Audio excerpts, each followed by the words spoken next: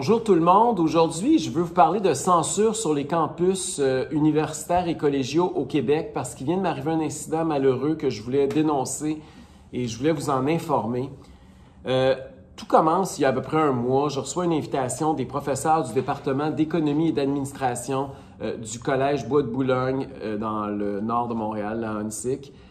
On m'invite à une conférence virtuelle, évidemment, parce qu'à cause de la crise actuelle et du coronavirus, on ne peut pas faire de conférence en présence des étudiants, mais ils me disent on va faire ça virtuel, il va y avoir 300-400 étudiants et ça fait partie du curriculum, donc c'est normal. On invite souvent des conférenciers comme ça. Puis on me dit on aimerait ça parler d'équité entre les générations parce qu'on sait qu'à cause de la crise, il va y avoir des conséquences encore plus malheureuses pour les jeunes. C'est un sujet que je connais très bien.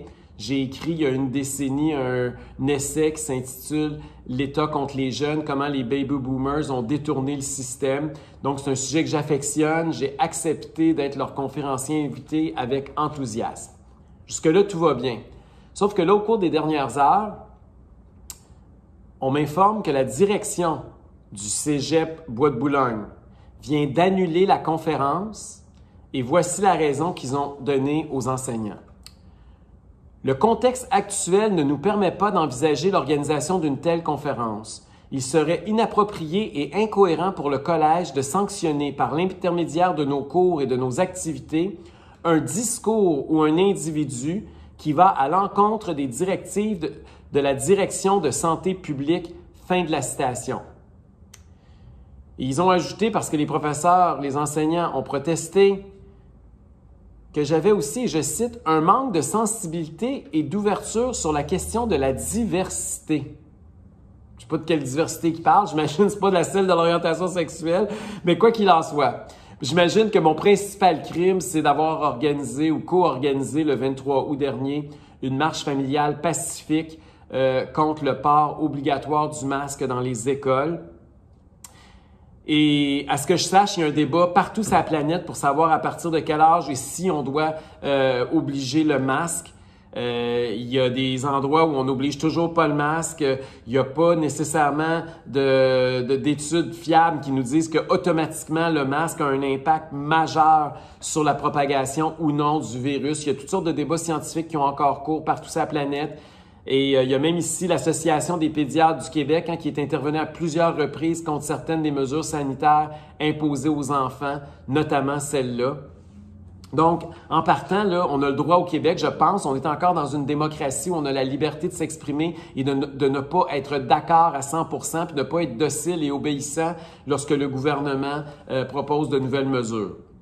Mais ce que je trouve aussi bizarre, c'est que ce même cégep-là, quand il a publié son dernier essai, un de leurs conférenciers invités avant moi, ça a été Gabriel Nadeau-Dubois, le gars qui a organisé des manifestations illégales où il y a eu des débordements, de la violence et que ce même monsieur n'a jamais condamné la violence dans les événements qu'il avait lui-même organisés. C'est quand même bizarre, hein? Moi, j'organise une marche pacifique, puis ça n'a pas d'allure parce que je critique le gouvernement. Lui, il a critiqué le gouvernement là, Puis je dis pas qu'il avait pas le droit de le faire, là, au contraire, là, il a le droit de descendre dans les rues puis de protester. La violence, je pense qu'il aurait dû la condamner, puis c'est une tâche qui va toujours rester au dossier de Gabriel Nadeau-Dubois, mais ça, c'est rendu dans l'arène politique maintenant. Mais que là, le cégep dise, OK, Gabriel Nadeau-Dubois, lui, a le droit de parler à nos étudiants, mais Duhem, lui, parce qu'il a organisé une marche pacifique le 23 août, il n'a pas le droit. C'est un débordement, c'est un dérapage grave. Parce que, imaginez-vous que je ne suis pas non plus le seul au Québec qui était contre le port du masque. Hein. Il y a quelques mois, Horacio Arruda lui-même, je ne sais pas si vous vous en rappelez, il nous disait que ça pouvait être contre-productif, que ça avait l'effet inverse de celui recherché, que ça procurait une fausse sécurité. Est-ce que ça veut dire qu'Arruda, il n'a plus le droit de parler aux Québécois? Il faudrait l'enlever d'un point de presse à 13h à tous les jours avec le premier ministre? Si on suit la logique des censeurs de la direction du Cégep Bois de Boulogne, c'est là où on s'en va. Puis, ça arrive aussi à une drôle de période parce que, je ne sais pas si vous vous rappelez, encore récemment, il y a eu tout ce débat là, sur le mot en N qu'on ne peut plus prononcer, le nègre, mais je ne l'ai pas dit, qui avait eu lieu à l'Université d'Ottawa où ça a créé un émoi et où l'enseignante s'est excusée, été sanctionnée, etc.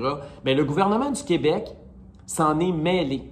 Même si ce n'est pas de sa juridiction, même si ce n'est pas sur son territoire, ils sont allés se mêler de ce qui s'était passé à Ottawa pour défendre l'enseignante et surtout le principe de la liberté d'expression sur les campus.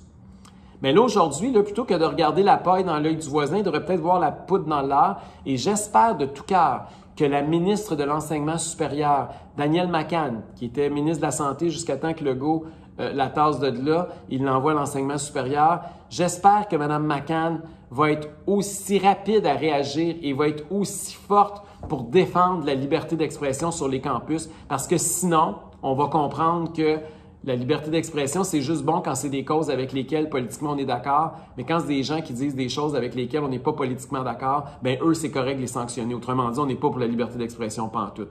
Fait que c'est un test pour le gouvernement. J'ai hâte de voir la façon dont ils vont réagir. Puis moi, je vais continuer à me battre, c'est parce que c'est pas vrai que je vais me laisser museler puis bâillonner de cette façon-là. On va voir qu'est-ce qui est possible de faire dans les prochains jours. Merci tout le monde.